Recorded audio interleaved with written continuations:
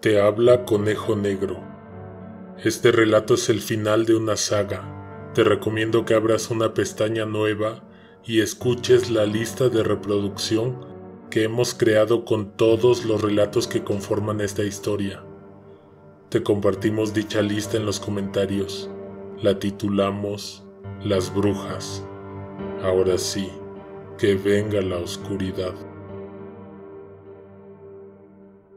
Sería difícil recordar la hora exacta. La luna se encontraba en el punto más alto del cielo, así que te puedes dar una idea. Seguramente pasaba de la medianoche. 18 personas en el pueblo se despertaron exactamente al mismo tiempo. Cada quien estaba en su respectivo hogar.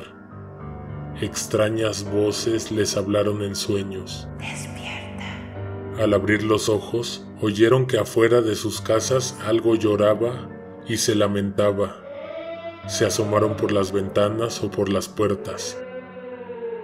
Frente a las casas de todas y cada una de estas personas había una hoguera ardiendo con fuerza. ¿Qué tenían en común todas estas personas?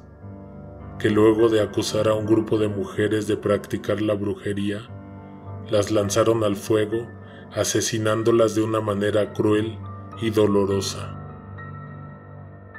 En esa madrugada, esa quemazón era un cruel recordatorio de la venganza que estaba a punto de caer sobre ellos. Algunos se quedaron a contemplar con inquietud el fuego arder.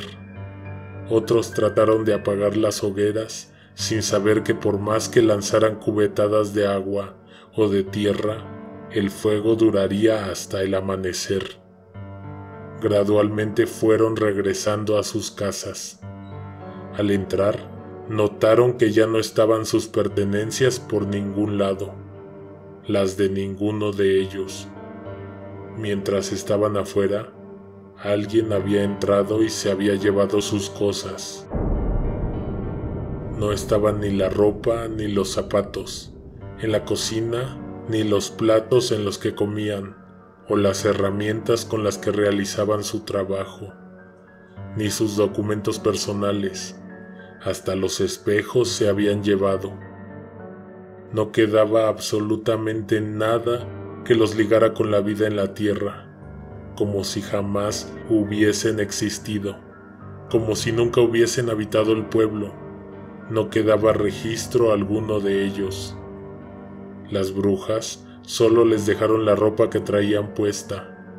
Era esa la ropa con la que los iban a enterrar. Alguien te observa en la oscuridad, presenta 18 ataúdes. Despierta.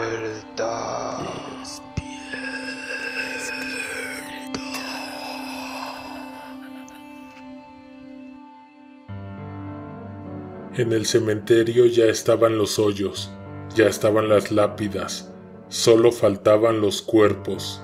María Trinidad, la que enardeció a la muchedumbre e incitó el linchamiento, había agonizado una semana entera antes de morir.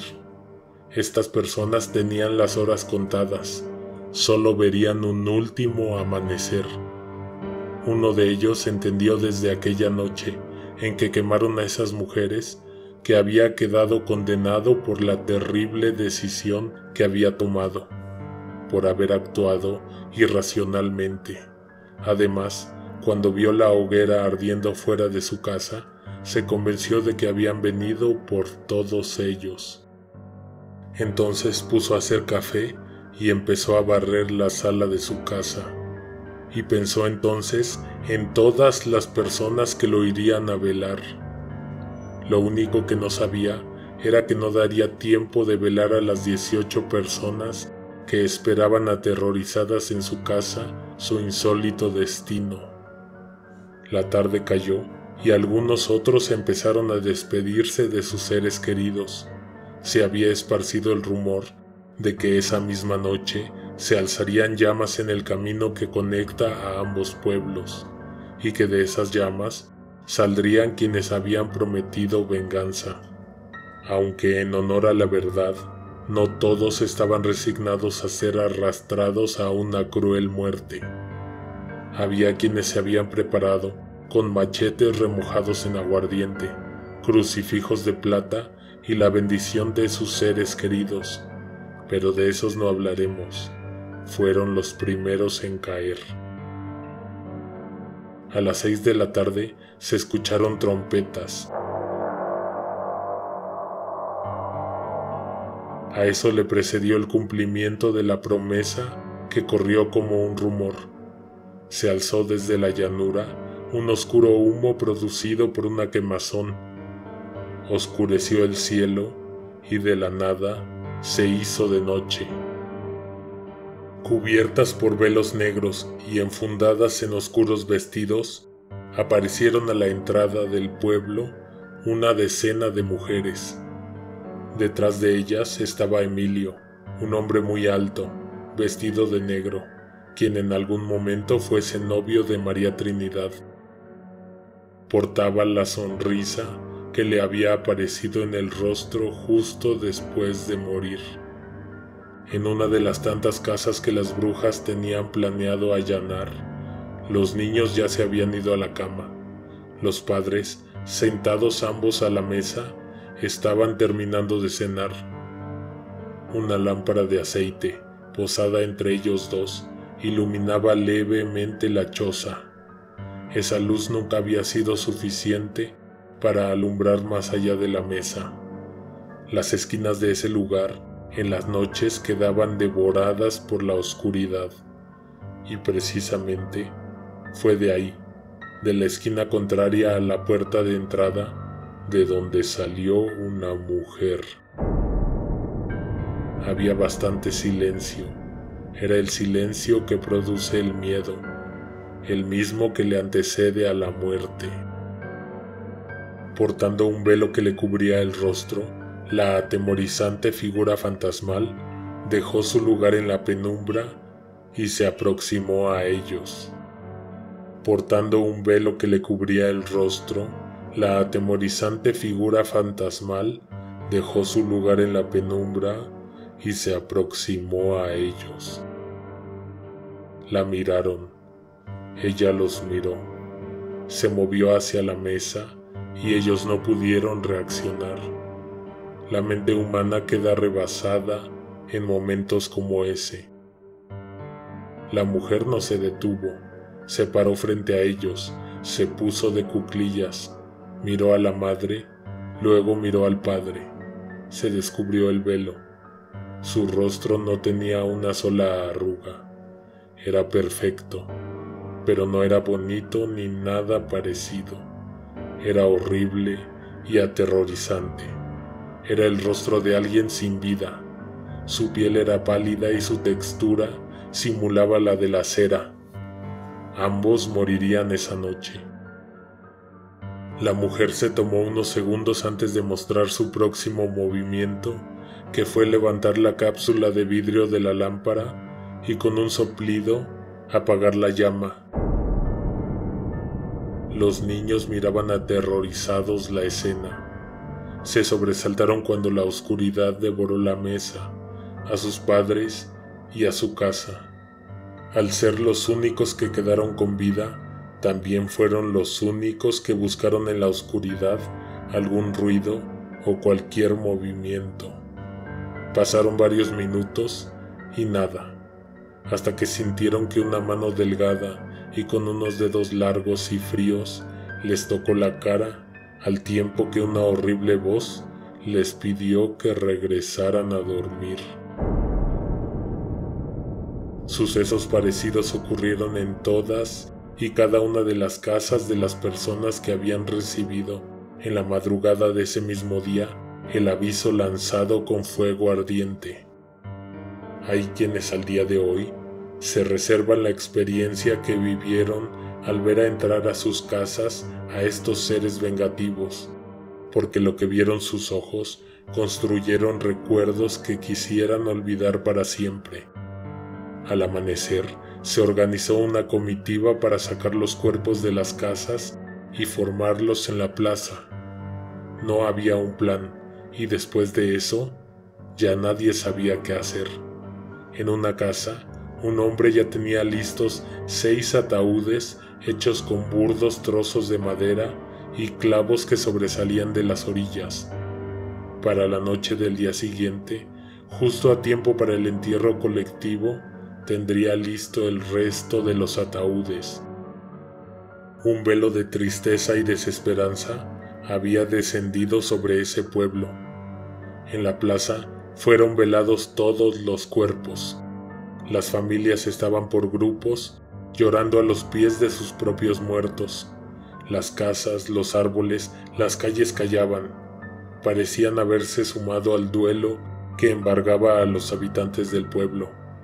Las mujeres vestidas de negro y el alto hombre se presentaron silenciosamente a presenciar el velorio. Las vieron aparecer a las espaldas de los deudos. También callaban, pero nadie quería enfrentarles ni verles a los ojos. Todo el tiempo que estuvieron ahí, nadie se atrevió a hablar o a susurrar. Se encontraban sumamente aterrorizados. Cuando decidieron irse, lo hicieron con diabólicas y sonoras carcajadas.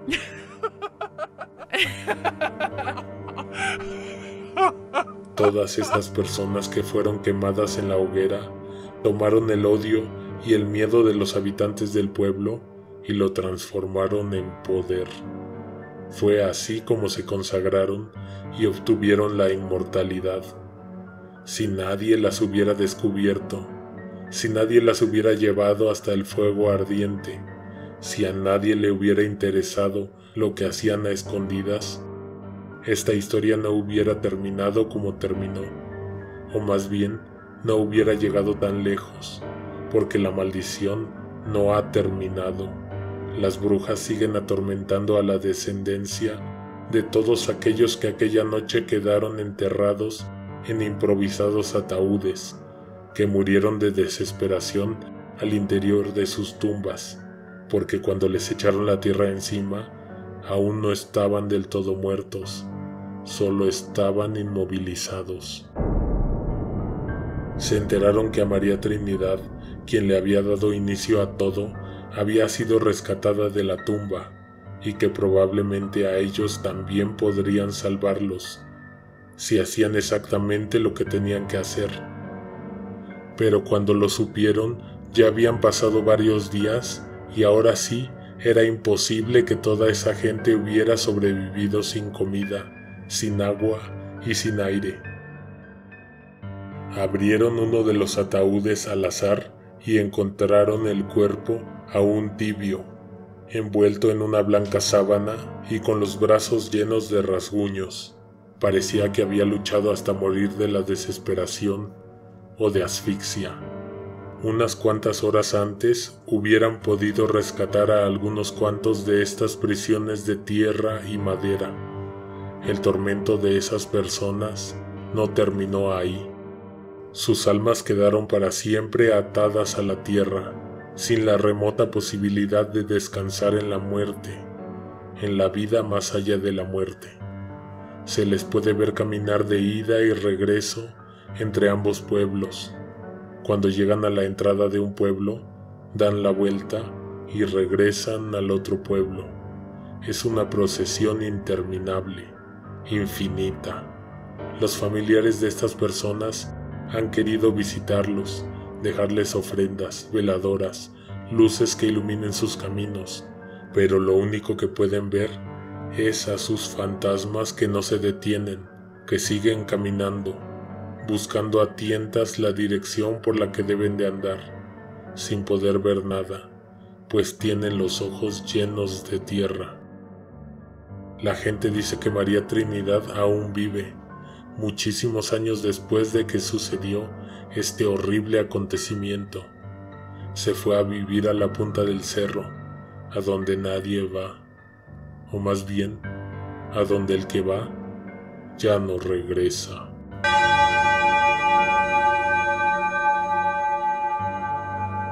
Con este relato damos fin a una saga, pero no descartamos la posibilidad de ir agregando unos cuantos detalles más a la historia. Agradecemos que hayas terminado junto con nosotros esta serie de relatos. Deja tu like, es muy importante para nosotros. Comparte, escucha el relato en compañía, recomiéndanos, sugiere temas, opina, suscríbete, activa las notificaciones. Conejo Negro te desea buenas noches. Alguien te observa en la oscuridad.